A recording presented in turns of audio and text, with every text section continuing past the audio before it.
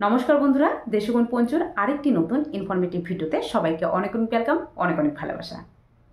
এখন গ্রীষ্মকালের সময়, গ্রীষ্মকালে প্রত্যেকে চান শরীরকে ঠান্ডা রাখতে, বিশেষত প্রেগনেন্সির সময় শরীর যাতে ঠান্ডা থাকে এবং বেবিও যাতে ঠিকঠাক থাকে তার জন্য বিশেষত খাবারের উপর বিশেষভাবে ধ্যান রাখেন। এই সময় বিভিন্ন রকমের ফলমূল পাওয়া যায়, তার মধ্যে সবচেয়ে বেশি যেটা পাওয়া যায় তরমুজ। তরমুজ খেতে কম বেশি সকলেই ভালোবাসেন, তবে সাধারণত প্রেগনেন্সিতে তরমুজ খাওয়া নিরাপদ নাকি বিপজ্জনক এই বিষয়ে সকলকেই জানতে হবে।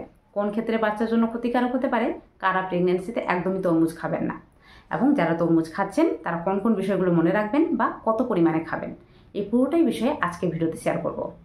অবশ্যই ভিডিওটি কিন্তু প্রচণ্ড পরিমাণে হেল্পফুল এবং ইনফরমেটিভ হতে চলেছে প্রত্যেকটা প্রেগনেন্সি মাদারের জন্য। তার জন্য ভিডিওটি প্রথম থেকে শেষ পর্যন্ত দেখুন এবং অবশ্যই ভিডিওটি ভালো লাগলে লাইক কমেন্ট শেয়ার করে আমার চ্যানেলটিকে সাবস্ক্রাইব করে আমার পাশে থাকবেন। তো চলুন ভিডিও মূল বেশি যাওয়া যায়।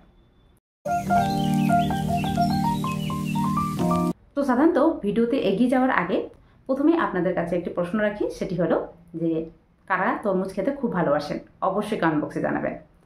তো চলুন, সাধারণত প্রেগনেন্সিতে তরমুজ খাওয়া উচিত কি উচিত না তার আগে আমরা প্রথমেই জানি যে তরমুজের মধ্যে কি কি থাকে। দেখুন, তরমুজের মধ্যে কিন্তু প্রায় 90% জল থাকে, যেটি স্বাভাবিকভাবে আমাদের শরীরে জলের চাহিদা মেটাতে কিন্তু অনেকটা হেল্প করে। তো স্বাভাবিকভাবে প্রেগনেন্সির সময় এই তরমুজ খেতে পারেন। এছাড়াও তরমুজের মধ্যে কি কি থাকে, potassium, magnesium, vitamin B12, vitamin B6, এছাড়াও কিন্তু সোডিয়াম, ম্যাগনেসিয়াম, ফসফরাস, এমনকি ফাইবার।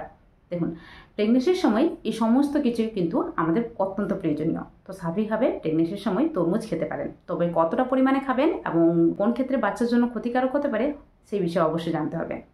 সাধারণত যে তরমুজের মধ্যে যে ফাইবার পাওয়া যায় সেটি স্বাভাবিকভাবে আমাদের প্রেগনেন্সিতে যে কনস্টিপেশনের সমস্যা সেটি স্বাভাবিকভাবে অনেকটাই দূর করতে সাহায্য করে। তো স্বাভাবিকভাবে লিমিটেড অ্যামাউন্টে কিন্তু প্রেগনেন্সির সময় তরমুজ খেতে পারেন।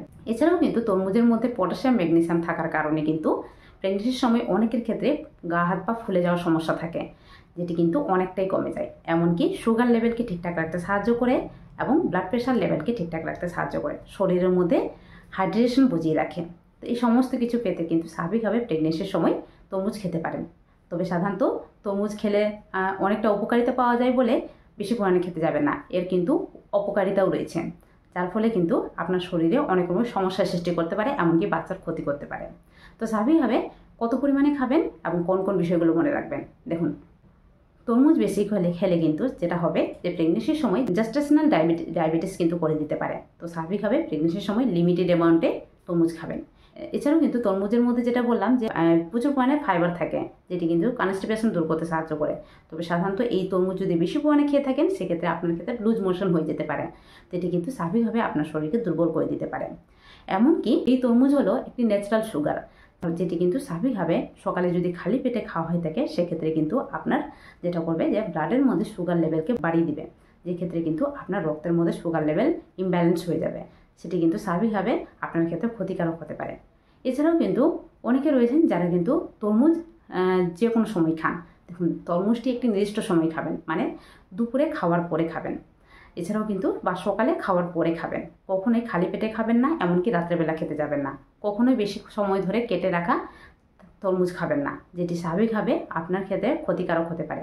এমনকি বাজারে কাটা কোনো তরমুজ খেতে যাবেন না, যেটি স্বাভাবিকভাবে কোনো ধরনের ইনফেকশন বা আপনার শরীরে অস্বস্তি করে সঙ্গে সঙ্গে বাচ্চার ক্ষেত্রে ইনফেকশনও কিন্তু করে দিতে পারে।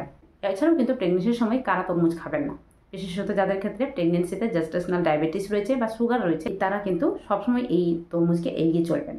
এমনকি তরমুজ খাওয়ার পরে যারা জল খাচ্ছেন এবং তাদের ক্ষেত্রে বিভিন্ন রকম সমস্যা দেখা দিচ্ছে, তারা কিন্তু অবশ্যই তরমুজ খাওয়ার পরে কখনোই জল খাবেন না।